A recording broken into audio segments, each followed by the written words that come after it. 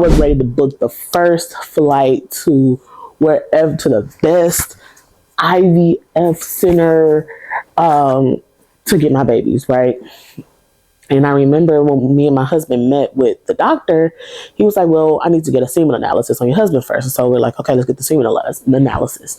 Got the semen analysis done, which is so important, you guys, because what we found was that there were issues on my side and my husband's side.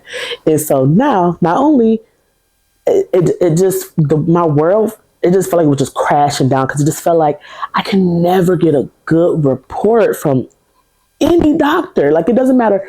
This is a brand new doctor. And now you're telling me, because of what I have going on with my body, because of what my husband has going on with his body, that our chances of getting pregnant, even if we go through in vitro fertilization, is still low. So we only had about a 30% chance naturally, about a 50% chance if we go through IVF, and you telling me you want $15,000 minimum?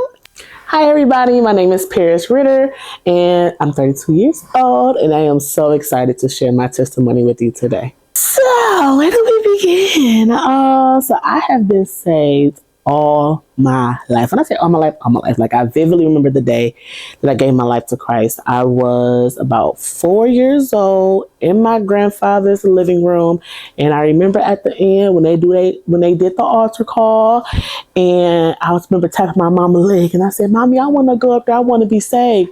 And she was like, "Baby, do you know what that means?" I said, "I just want to love Jesus." So she was like, "Well, if that's what you want to do, you can go ahead and be saved." And I vividly remember being baptized like on my 5th birthday. My dad baptized me at my godparents' church. And I just remember being so afraid of the water. Like, I just remember feeling like I don't remember this water being a part of the deal. And I just remember like snotting and crying. Like, I don't even know if I actually got bit. I might need to go ahead and redo that. But anyway, So I literally have been saved and trying my best to walk with Jesus my entire life.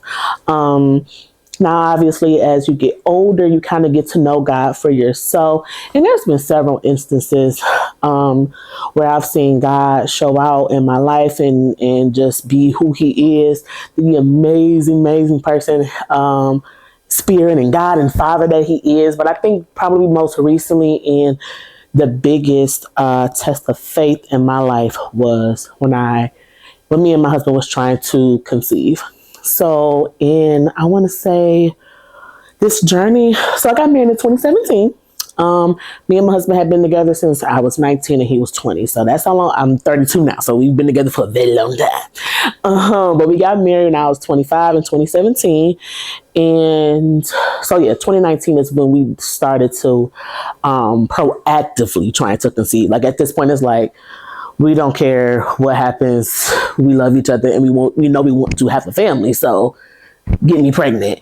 And after about a year, I was just kind of like, okay, something got to be wrong, because we doing what we supposed to do, but I'm not pregnant. And so, as we all know, the world shut down in 2020, but it had to be right before, still in 2019, going into 2020, I went and saw a doctor. And I'm just kind of like, hey, kind of actually, I'm rewinding back. I went to see a dermatologist about my skin, actually. And the dermatologist was just looking at my skin and kind of asked me all these questions. She was like, "Do you have PCOS?" And I was like, "No, like, I don't even know. I've never heard." Well, I took it back. I had heard about PCOS, supporting a friend at her event, and somebody on the panel was talking about it, but I literally was working the camera at the event. And if you guys know anything about media, I've been in media all my life.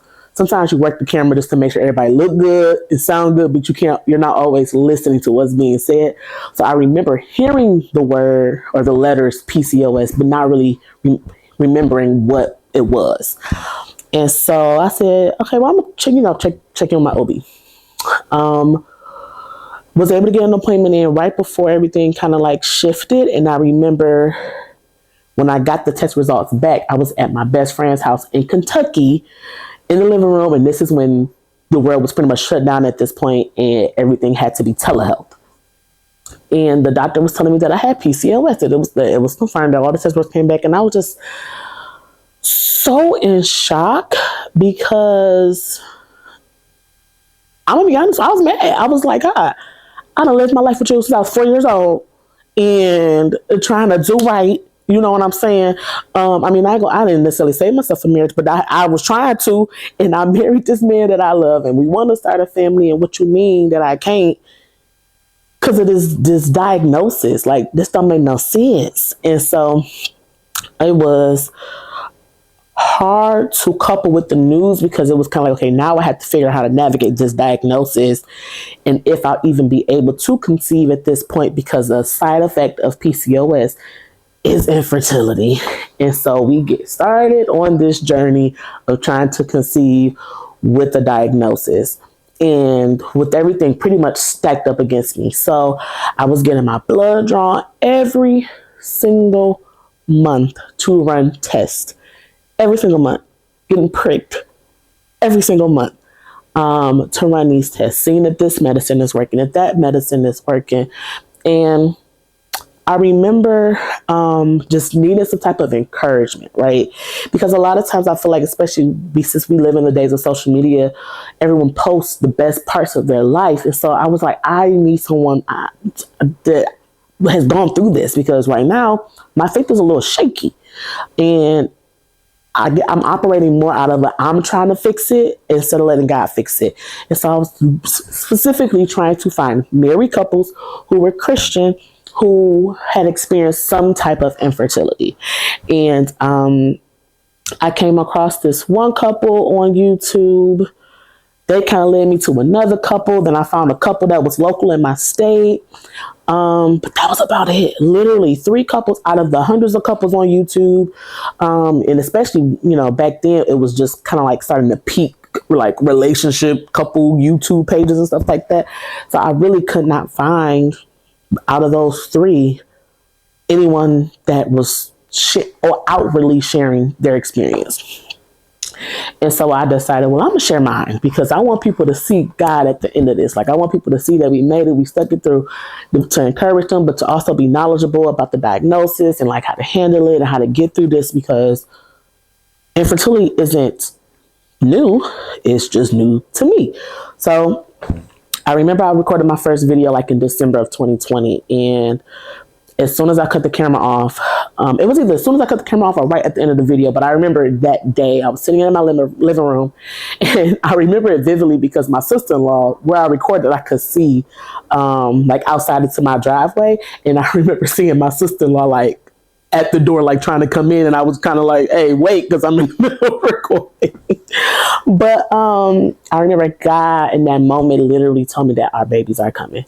That was the faith confession that he gave me. It was the promise that he gave to me. And from that day forward, I walked everything. It was kind of like that God giving me that kind of rejuvenated or woke up or reignited the faith in me that yes, this is going to happen. Like for real, because I'm not just saying it and walking into these doctor's offices like Miss Delulu, but it's because God said it, and God is not a man that lies. And so if he said it, that means that it's going to happen. And so I believe that our babies are coming.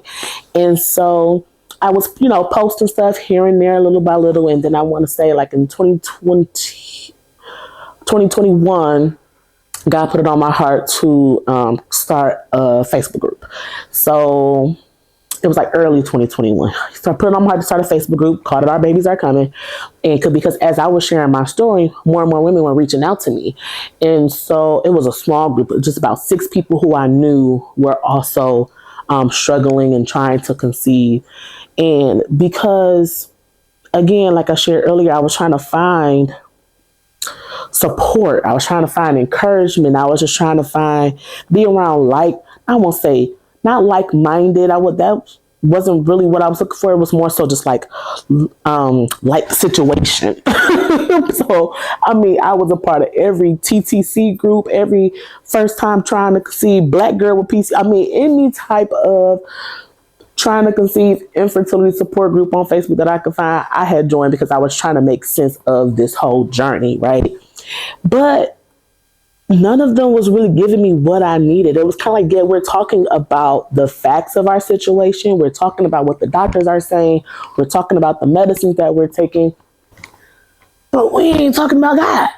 Like, and at the end of the day, as Christians, it doesn't matter what the facts are, it matters where our faith lies. And so I needed to not be so focused on the facts of the situation and find community to have me more focused on faith and building my faith and being encouraged to make sure that I didn't lose the faith and belief that our babies are coming. And so with that being said, started the Facebook group. I was really excited about that. And I remember I had a Zoom call, like our first meeting, I guess you could say. And, about 6 of us, and we're all on there. And I remember, actually want to rewind it back a little bit. When God had told me to start the Facebook group, actually, I remember I called my mama bawling, crying, like, I don't want to do this. I'm like, what if somebody get pregnant before me? Like, how am I supposed to be like the leader of the group and the people get pregnant? The most ridiculous things, right? And just worried about all the wrong things. Like, at the end of the day, like, either this is a support group of faith so that everyone's faith can be rejuvenated and everybody can, keep their faith strong in God that they're going to get their babies, or it's selfish, like it's all about me, and this is my group, and this is how it's supposed to be, so I'm supposed to get my baby first. Like, that's not God. That's not how God operates. And he definitely, and so after my mama was like, check yourself before you wreck yourself, I reached out to the people who I knew were struggling as well. And we started this Facebook group. We had a Zoom call. We would pray. Eventually it opened up to more people, and over like 100 women who are a part of this group, and from all over the country, right, in different situations.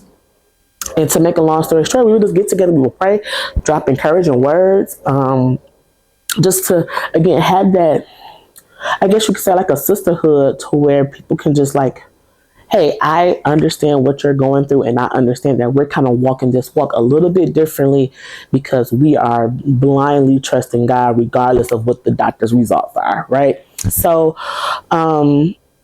at this point, I had an HSG test done, which was basically to test my fallopian tube to see if there were blockages, which there were on one side, which does not mean that you can't get pregnant again, but it just lowers your chances because you have a blockage. And the doctors were trying to get me, well, they weren't trying to get me to, but they suggested that I get it unblocked, which would have been a surgery. And I was just like, I'm good. I don't want to, I'm all right. If I can still get pregnant with the blockage there, we're just going to keep trying. Eventually the doctors were, after about being on medicine for about a year, with one doctor, she was kind of like, I'm going to have to refer you to an IVF doctor. Like, we've been working together for a year now. It hasn't worked. So we need to take the next step. And so I was like, all I can remember about IVF is that it was expensive, because one of the couples, two of the couples, I believe, that I had found on YouTube talked about how expensive it was. But it worked for them, so I was like, it should work for me. I was ready to book the first flight to wherever, to the best IVF center to get my babies, right? And I remember when me and my husband met with the doctor, he was like, well, I need to get a semen analysis on your husband first. And so we're like, okay, let's get the semen analysis.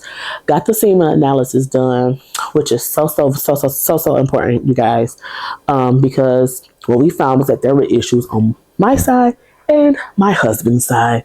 And so now, not only my world, it just felt like it was just crashing down, because it just felt like I can never get a good report from any doctor. Like, it doesn't matter. This is a brand new doctor. And now you telling me, because of what I have going on with my body, because of what my husband has going on with his body, that our chances of getting pregnant, even if we go through in vitro fertilization, is still low. So we only had about a 30% chance naturally, about a 50% chance if we go through IVF. And you telling me you want $15,000 minimum, and that does not cover the medicine that you have to take with IVF. It didn't cover if we wanted to freeze any eggs. It didn't cover if we wanted to do like anything extra, like choose the gender, or if we wanted to, there's like, I forgot what the term is called, but there's like something that you can add in the procedure to make sure like everything sticks, like ickies or something, like, I can't remember what it's called, but anything additional we wanted to do to like increase our chances. The $15,000 was strictly to do the surgery. So I'm gonna need about a 99.5%, 100% chance that this is going to work before I hand you 15 grand. So I kind of just got to the point to where it was like, you know what, babe? We actually not only love each other, but we actually like each other. We like each other's company. We, enjoy each other, being in each other's space, and creating memories together. So if it's just me and you, I'm good. And sometimes when we, can't really see a way out, we let ourselves. At the end of the day, we wanted a baby. We wanted a baby. We wanted to raise a family. We wanted to have a legacy, start our own family traditions, all that other good stuff. That's what we wanted. But we were telling ourselves that, it was okay if we did it to compensate for the situation that we were going through, right? And it was kind of like, God was kind of reminding me, but what did I say? I told you that your babies are coming, and so your babies are coming. And so I remember there was a point where I was taking 2 medicines, metformin, which is, it's supposed to help with like your insulin resistance. It's supposed to help. It's like a pre-diabetic medicine. I remember God kind of telling me to stop taking the medicine, but I was like, listen, Lord, they saying I got to take this medicine or to get pregnant. So I don't know if I want to stop taking it. Like, I think I should keep taking it. But then I remember my husband's cousin, my cousin as well, called, and she was like, I feel like you need to stop taking that medicine. I just feel like the Lord is telling me to tell you to stop taking that medicine. And I was just like, okay, God, I'm gonna stop taking this medicine, because you done got her calling me from left field out of nowhere. She was trying to tell me to stop taking this medicine, and she's one of those type of cousins that I know that she hears from God, because she's not the type to just meddle in your business, right? So I was like, okay, I'm gonna stop taking this medicine. And I was on a second medication. I'm drawing a blank on the name of it right now, but letrozole. It was called letrozole, and it was the medicine to help me ovulate, because that was the other problem that I was having. So I got PCOS, a blocked fallopian tube, and I'm not ovulating. But it was just like, what is going on? Like, so I had to take that medicine to continue ovulating. My husband was also on medication as well, and at one point he just kind of like stopped taking his, and all I was taking was my ovulation medicine. I feel like God he was not feeling convicted, but it's kind of like feeling like he didn't need to take it anymore. I can't remember if he felt like he didn't need to take it no more, or if he was just forgetting to take it. But I know it got to a point to where he kind of was like real choppy when he was taking his medicine, right? And I remember our church had a giving service, and so we all, every twice a year we do these giving services where we just sow a seed, just trusting and believing in God for something like magical, right?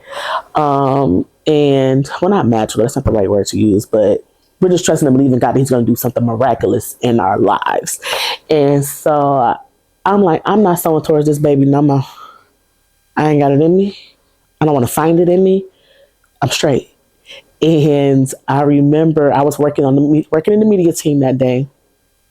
And normally I work in the suite. And I control like what goes on the screens for the people in the congregation or for people that's watching online, what they see, right? So that's normally what I do. But for whatever reason, we were short-staffed that day or something, so I had to work the actual camera on the floor, which I hadn't done in years, child. So I'm like, woo, I'm a little rusty.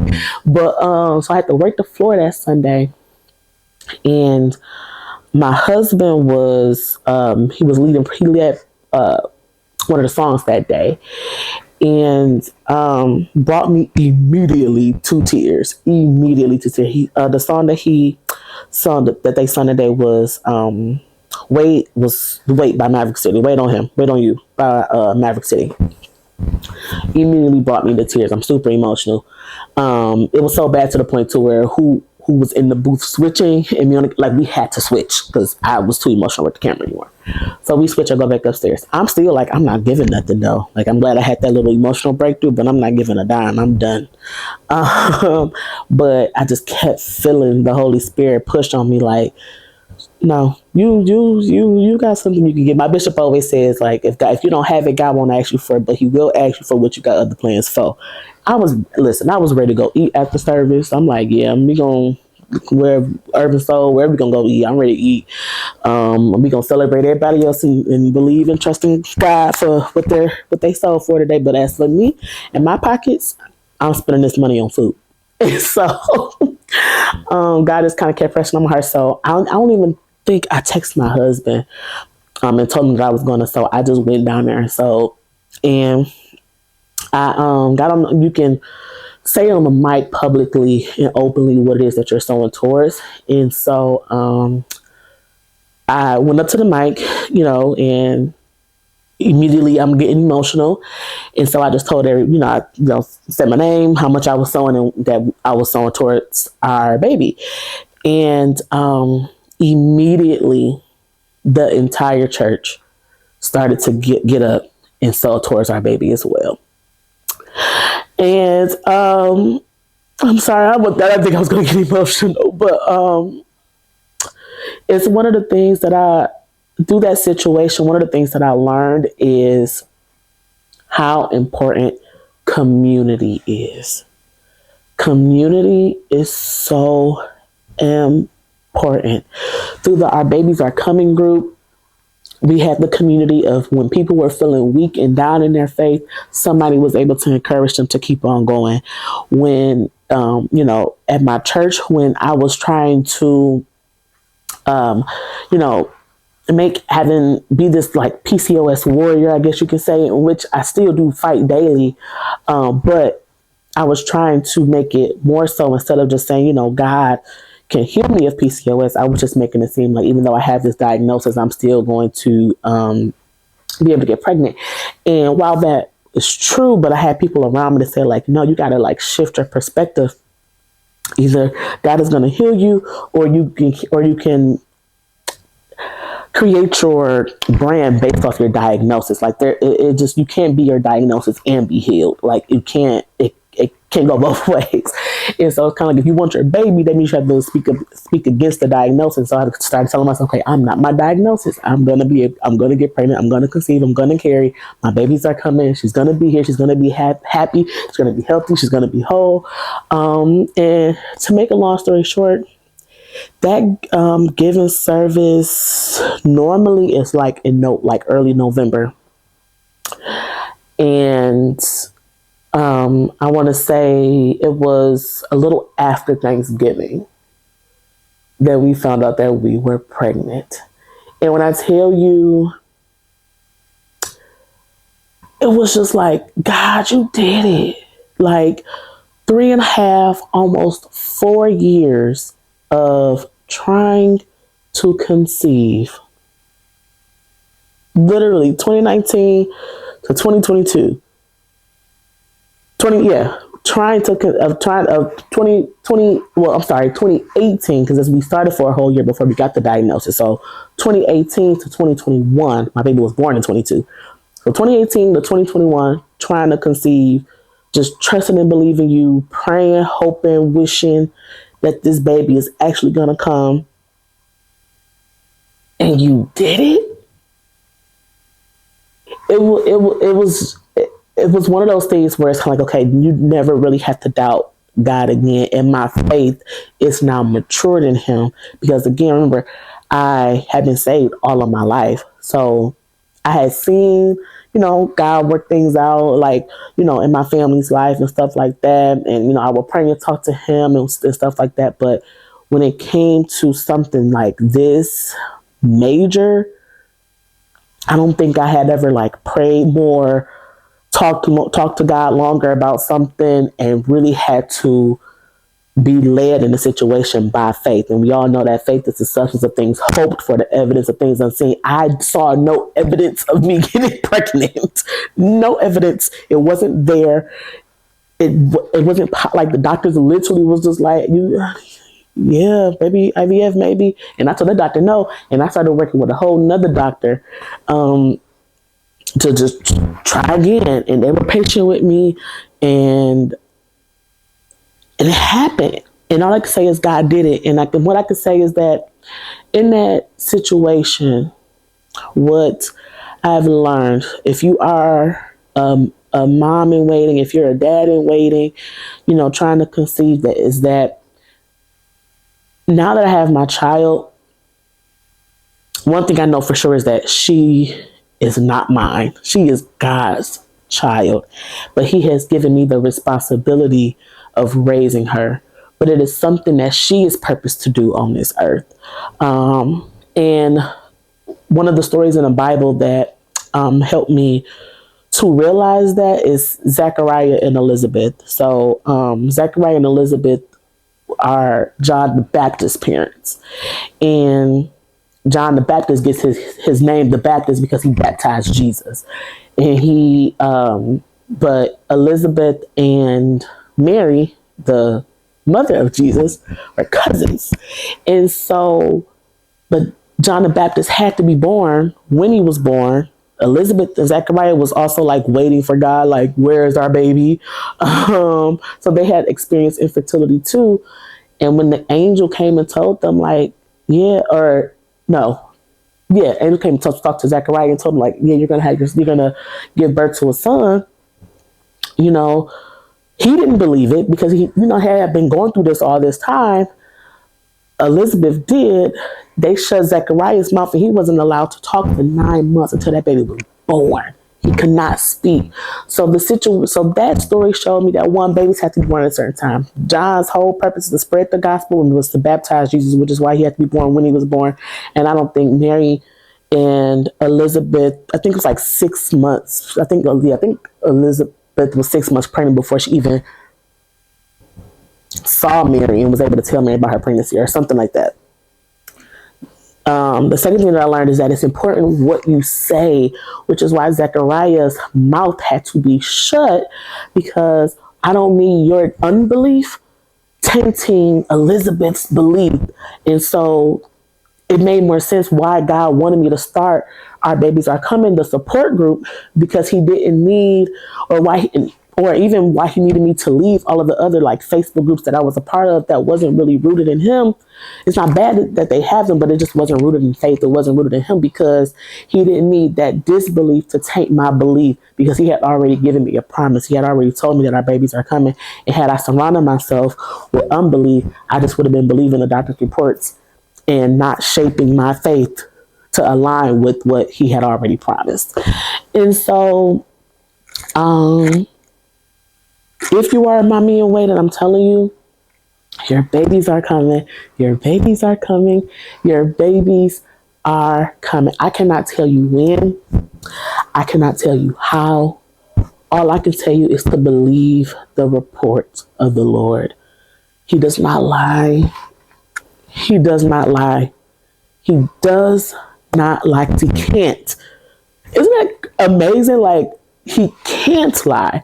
So that means that if he said it, it is possible. But a lot of times we get in our own way and we try to make things happen. Because we're like, oh, okay, this is supposed to happen like this. If it's supposed to happen, it's supposed to happen this way. But that may not be the way that he needs it to happen. I don't know why I had to wait 4 years. Almost 4 years to get pregnant. I don't know why that had to be my story. But what I do know is that my child was born at a very specific time, because there is something that she is supposed to do whenever her purpose reveals itself to her. And God trusted me to raise her and to develop her in the way that she should go to be able to execute that purpose. That's all I know. That's it. So again, if you are a mommy in waiting, a dad in waiting, because I truly wholeheartedly believe that fathers, or that our husbands, they want to be fathers just as bad as we want to be mothers, which is why my husband walked this journey with me, really like foot and step. And our babies are coming as kind of expanded to including husbands, because they go through this too. My husband didn't know what to do. He didn't know how to support me. But I think one conversation we had that did help me and that kind of like changed it off for me was I was crying. And he kind of was like, babe, we don't have control of this. Like, if God said he was going to do it, we have to just trust him that he has control of this situation. And he's going to do it when he wants to do it. We can't rush God's hand. We have to go through his process. We have to go through his process. I heard my friend say this one time, that we want God's will, but we don't always want his way. But we don't get to choose the way. We didn't get to choose the will. We didn't get to choose the will either. Not his. We put his will, like what he wants for us and what he plans for us and all of that. Like, we think we're making a decision and a choice, which in a sense we are. But what we don't know what he created us for is what I'm saying, what he purposed us for. That's not what we get to choose. He gives us that purpose. He gives us that assignment when he created us. And so we don't get to choose the way because we don't know the way that he needs us to get there or why.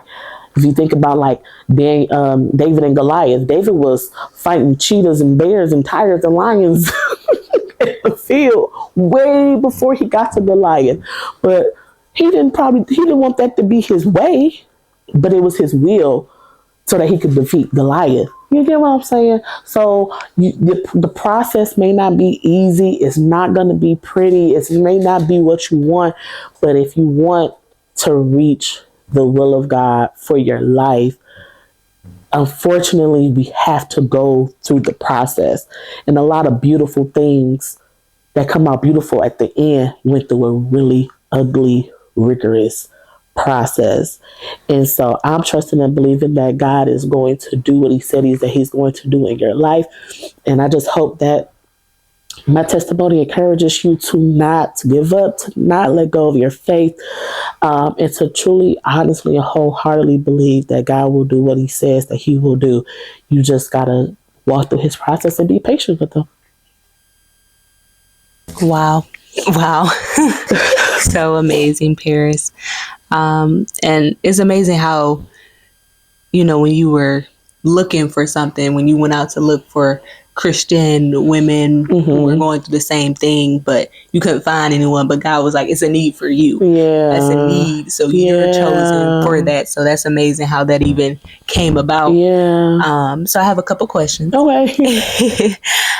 So when you were giving up, because I know throughout your testimony, you were saying how you were just like, okay, I'm not going to sow towards the baby. Okay, we just okay with husband and wife. Like, we don't even need kids for real. When you were giving up, but when you were saying others were encouraging you, like, oh, that's okay, or oh, stop taking the pills, you had a kid, or just go ahead and do our babies are coming. Like, how were you feeling? And the reason I ask that, because some people might think like, oh, she probably just was face filled the entire time. Absolutely not. Right. Absolutely not. So tell us a little bit more about your feelings during that time. Yeah, no, I absolutely hated it. I was an emotional wreck. So I remember when I got the very first test result, when I first started taking the ovulation medicine. So the thing about this process is that I feel like with every doctor's appointment, something else is being revealed. And so when we're looking for answers, it's almost like, okay, this is the problem. This is the solution. This should finally work, right? But that wasn't the case. So when we finally found out that my ovulation was the problem, and so I was put on the letrozole medicine. I remember when I got the first test result back, and again, it was during the pandemic, but I was part of the media team. So, everybody in the mama church was streaming during the pandemic. And so I still was, me and my husband, he leads on the praise and worship team. I'm on the media team. So we were still physically going to church every single Sunday, even throughout the pandemic. And I remember the way that we did service was a little bit different because we were trying to, make it a little bit more engaging because everybody's watching online. So shots got to be different, all this stuff. I hate to use the word production because that's what it was as far as shots is concerned, but that's not what it was as far as the service, if you understand what I'm saying. And so the first Sunday, when I was supposed to be getting my test results, and of course everything on the app now, so I got to know my phone. So I'm like, I should just wait until after service to open this up. I know how we be like, something told me. That be the Holy Spirit. And so something told me, the Holy Spirit told me to not open up them test results and wait till after service. I said, I just got to know now. It's burning. And I want to know now. Open up the test results. And I'm expecting to see, not that I'm pregnant, but that the medicine is working. The medicine was not working. And so I boo-hooed, cried.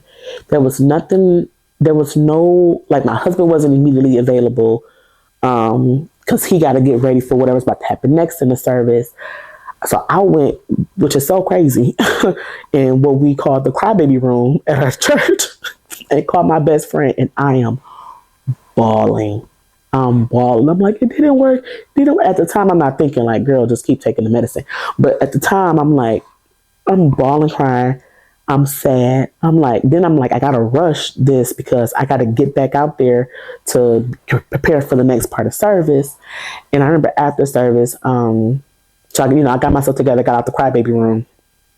I think it's the nursery, basically, like the nursery room for like newborns, for like moms to go, change their diaper. But it was just like this insider joke that we would always call it the crybaby room because that's where crying babies would typically go. But so I got myself together so I can do the next part or whatever, and just kind of like didn't forget about it, but like just push it off to the side. And at the end of service, I remember First Lady, Lady TJ, she just stopped me. She just looked at me. She's like, "What's wrong with you?" And I'm like, "Nothing. I'm good, whatever." Like, she was just like, nah, something wrong. And like, just that good old like mama look. And I was just like, okay, so this is what's going on. And so she grabbed Pastor Matt and grabbed my husband, and they sat and talked with us and prayed with us. It wasn't like the first time that we I've talked about the situation, but it just, again, community is so important. It felt good for somebody to see something was wrong and was able to pray with me immediately in that moment. Not, oh yeah, girl, I'm keep you in my prayers. Like in that moment was like, let's pray, let's talk this through. So there was way more days of crying and being frustrated because it's like, I don't even like taking medicine, but here I am, got to pop these pills. I keep having to get my blood drawn. I'm trying to, this doctor saying this, that doctor saying that. He want $15,000 up out of me. Like, it was just like, every day was an emotional roller coaster. But the one thing that I can truly say that helped the most is that even when I was tired of praying, I didn't have nothing to pray because I was mad, or I was just crying too much to pray, I just would always say, you know what? But our babies are coming.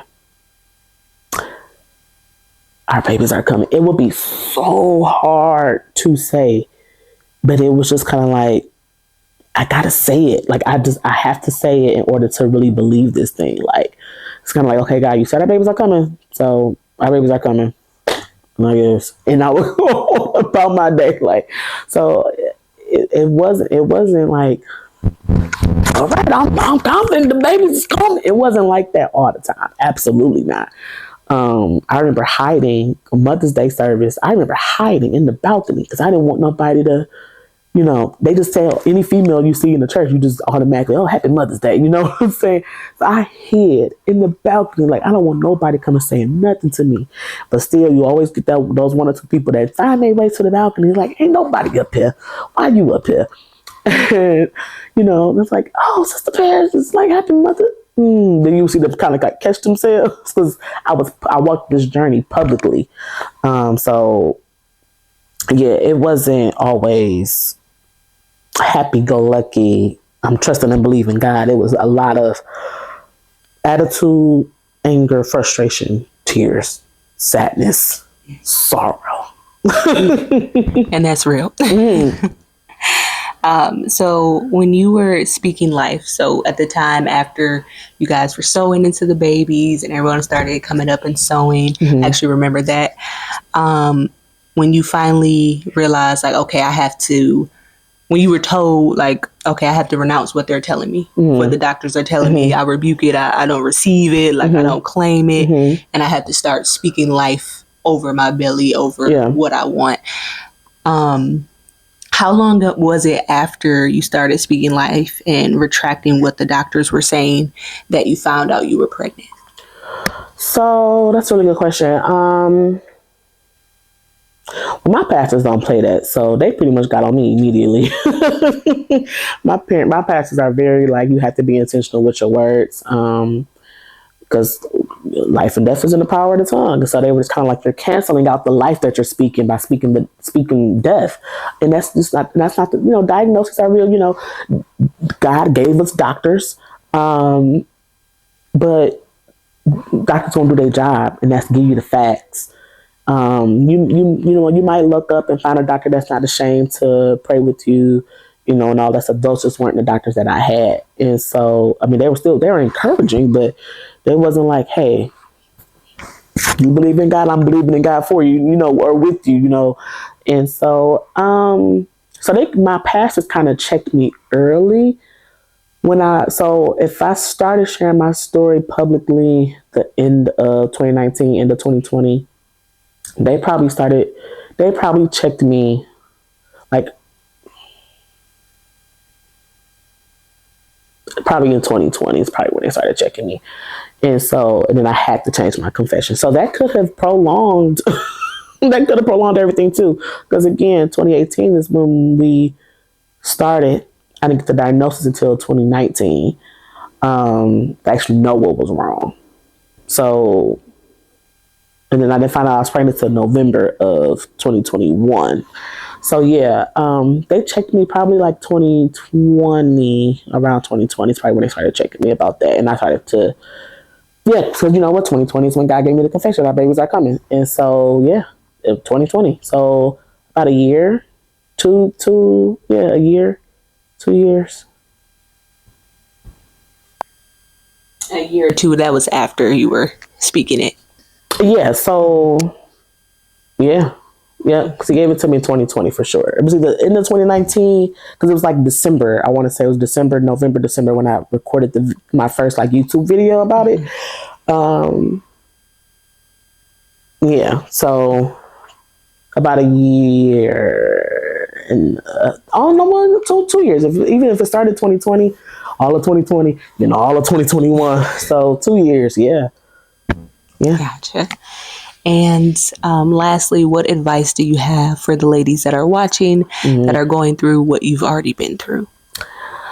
So my advice would be to wait on the Lord. It won't be easy. But what God wants for us is more than what we really can comprehend and understand. That's why the Bible says that his ways are not our ways and his thoughts are higher than our thoughts, because what we think we know, he knows infinitely more. And so it's easier to say, obviously, being on the other side, but I'm on the other side because I just trusted and believed, and I just waited on him. It wasn't easy. It was long. And I know that there may be people out there that's, maybe have, experienced this and been waiting a little bit longer. And what gave me peace is knowing that regardless of how bad I want a child, that the child is going to be born when God says that it's time for that child to be born. And so you have to find the little bit of faith that God has already given you, because God will show you something or tell you something, give you a word or whatever it may be. And you have to hold on to that thing because it's his promise to you. And that's just that. And we get in our own way, just like with Sarah and Abraham, when the angel told, Abraham that Sarah was going to get pregnant, and then she laughed, and like, what she laughing for? I said what I said. I'm an angel. I come with a message from the Lord, and she gonna get pregnant. But they had been trying for so long, when she was just kind of like, oh my goodness, Abraham, let's go sleep with Hagar, for crying out loud. You want a baby? I want to give you a baby, but I can't. Here you go. This is how you do this. And sometimes it doesn't tell us in the story, so I can't speculate for real. But sometimes I wonder, like, dang, would they have gotten their son earlier had she not had Abraham sleep with Hagar? You know what I'm like? So how much? A lot of times we try to fix it ourselves, but we get in the way of God doing it. And you'll hear people say all the time, oh, just don't think about it. Like, as soon as you stop thinking about it, it's going to happen. Blah, blah, blah. You're never going to stop thinking about it. But what you can do is trust God. And I know that sounds so churchy and it sounds so cliche, but hear what I'm saying. All I'm saying is trust God. I'm not saying you won't be mad. I'm not saying you won't be frustrated. I'm not saying you won't be angry. I'm not saying you won't be sad. You have every right to feel. God gave us those emotions, so you have every right to feel them and to process them, as long as they don't turn you to sin. But you have every right to process and feel those emotions. But trust God regardless. I don't care if it's been 2 years, 4 years, 7 years, 10 years.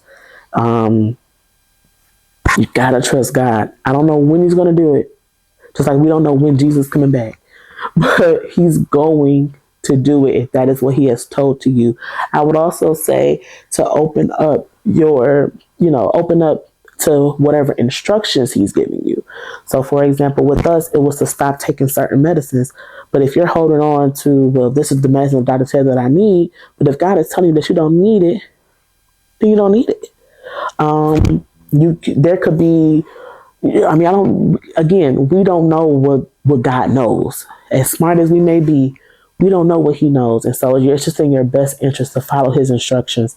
He could be saying, the way to your baby is through adoption. He could be saying that the way to your baby is through IVF.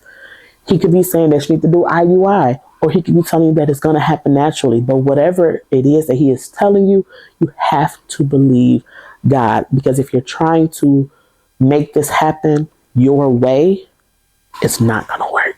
All you're doing is delaying you getting to your promise. And so trust God, believe God, and know that your babies are coming. Your babies are coming. Yes, they are. Beautiful, beautiful testimony, Paris. Thank you so much for coming on and sharing. Yes. Lastly, tell the ladies how they can find you, where they can follow you at, and what you got coming up. Yes, so you guys can find me on all social media. I am Paris, the letter L, Ritter. That's Ritter. Paris is 1 R. Paris L. Ritter on all social medias. If you are a mommy trying to conceive, or a daddy trying, I don't know why I keep saying looking. If you are a parent, a mom or a dad, wife, husband, whatever, if you're trying to conceive and you would like to join the Our Babies Are Coming Facebook support group, you just look up Our Babies Are Coming, join the group. As far as what I have coming up, nothing, child. I got nothing coming up.